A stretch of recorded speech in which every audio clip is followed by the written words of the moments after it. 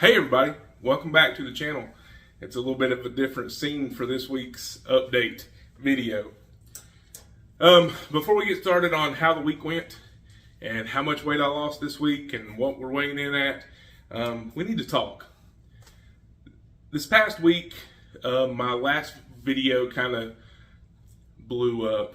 Not really, but for me and my little channel it did. And a lot of comments came in because the topic of the last video was, should you cheat during the Thanksgiving holiday or Christmas holiday or anything that's coming up that would give you a reason to cheat. Now, I wasn't making that video to start a dialogue or start a conversation or start a debate or anything like that. It was genuinely just my opinion on how I personally view cheating on a diet. I know that it's hard for me to cheat on a diet because typically the cheat leads to a spiral.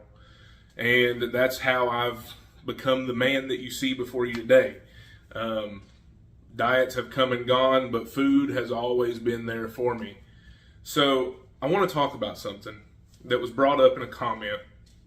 And to me, it seemed inconsiderate, or maybe wasn't even taken or meant to be taken that way. But a lot of times when people are going through things in life, those around them that have no idea or have never been in that situation, they tend to feel that the issue at hand isn't as significant or serious as the person dealing with it.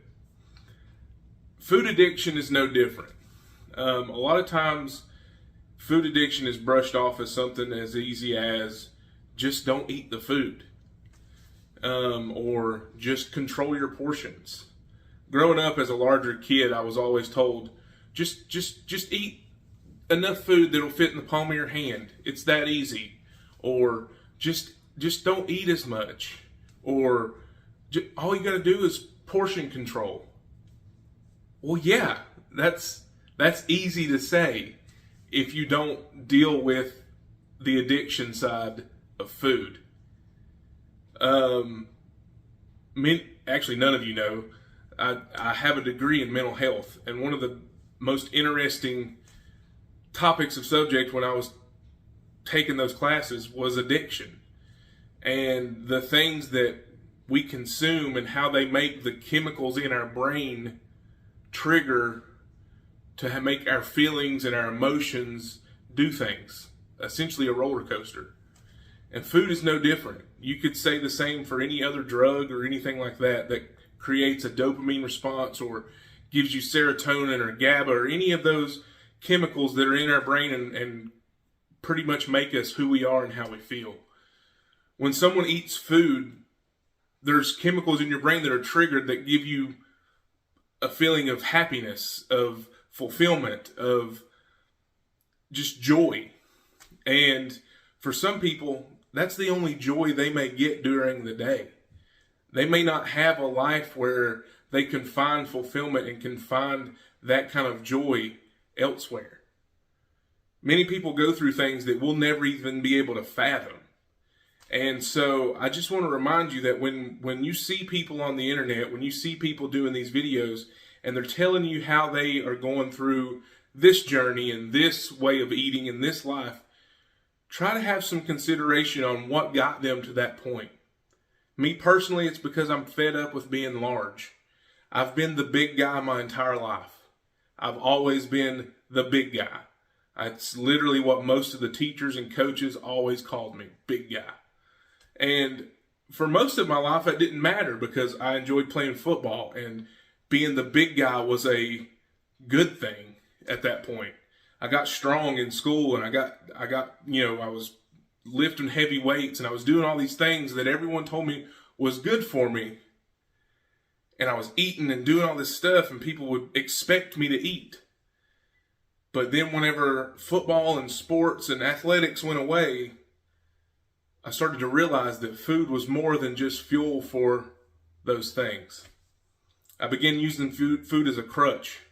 Late at night when I would get bored and I wouldn't have anything to do and I would want to pick me up, rather than just going to bed or maybe reading a book or doing something like that, I would find myself at the refrigerator getting food out from a day ago, or something that maybe we had planned to eat later for the next meal the next day, I would go ahead and polish it off and it would be gone. Or instead of, portion control, I would eat and eat and eat until literally I was miserable. But I felt like that was normal. I felt like that's what I was supposed to have because it made me feel good. So when we're looking at people and we're looking at the things they're doing, let's all try to be encouraging. Now, I'm not saying that anyone was mean or hateful or anything like that in the comments, and they weren't. And I enjoy having a reciprocating dialogue with people.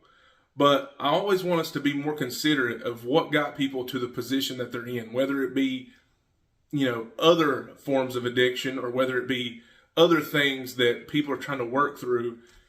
There's a reason behind all of it. A lot of food addiction is accredited to past traumas in life and an emotional state that, can be kind of explained in other ways, but that's how they deal with it, is by eating. It's not just as simple as stop eating or just watch what you eat or just count calories. It's so much more than that. And, so much more than even I'm qualified to even say. But I just know for me personally, food has always been a crutch. And, I've tried the just cut your portions or just eat a little bit 3 times a day or a little bit 4 times a day or 6 times a day. And that always turns into me eating a lot of it throughout the entire day. So as far as cheating on a diet, you have to know yourself. You have to know what you're capable of. Is that setback worth, all the success that you might have had moving forward? Now, with that, we're 3 weeks in on the carnivore diet. 3 whole weeks. And I mean, it's going pretty good. Contrary to what I said in the last video, I did end up going off the rails, as I've heard people saying, or going off plan. That's the new terminology, I guess. For Thanksgiving dinner, as y'all know, I smoked 4 whole turkeys, or 4 turkeys total, this year for multiple people. And I loved it. It was delicious. But when we got there to the dinner that evening, I just decided, you know what? We don't get together very often. And these people have put in time and effort and money to make these foods. And I know they're delicious. And I know they're good. And so instead of piling my plates full and having multiple plates, my wife and I talked about it before. And I literally just went through and put a little dab of each thing that I wanted on there. I ate my 1 plate. And it was very meat heavy, and went about the evening. I wasn't bloated. I didn't have any upset stomach. I didn't have any weird, bathroom breaks after the fact. It was just good to be able to do what everyone's told me to do for so long in controlling my portions. Now, in that, here's where the spiral comes. The next day, I was going to get back on plan.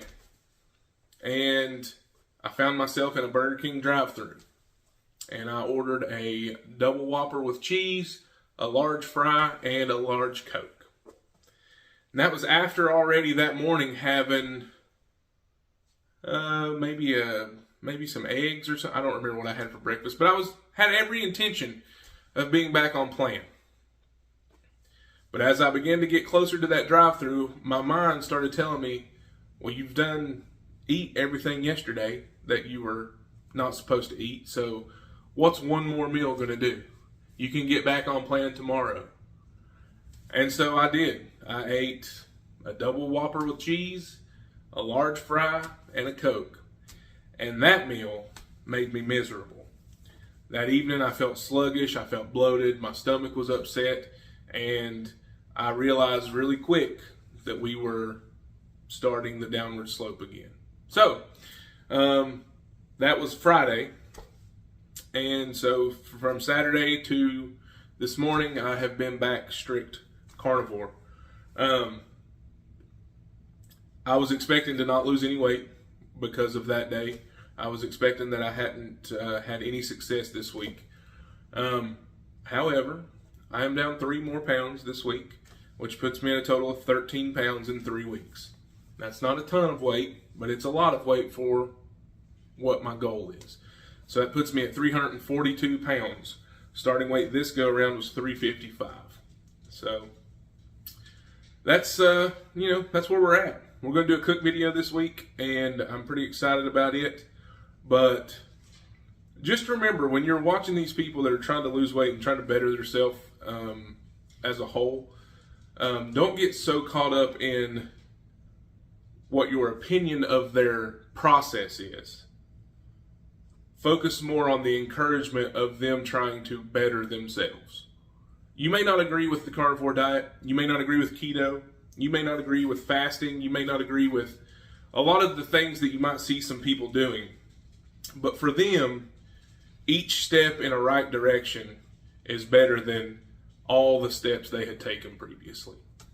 So just remember to be encouraging, remember to love each other, and remember to always support those who are trying to support themselves.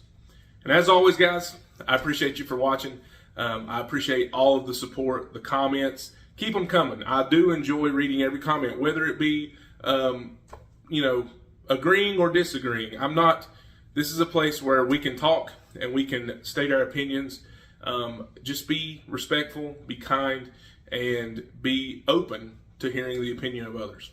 All right, guys, I appreciate you again. Thanks for watching. Y'all stick with me. We'll see what we can do. We'll see you on week 4, 1 month. We'll see what happens. Thanks, guys. God bless.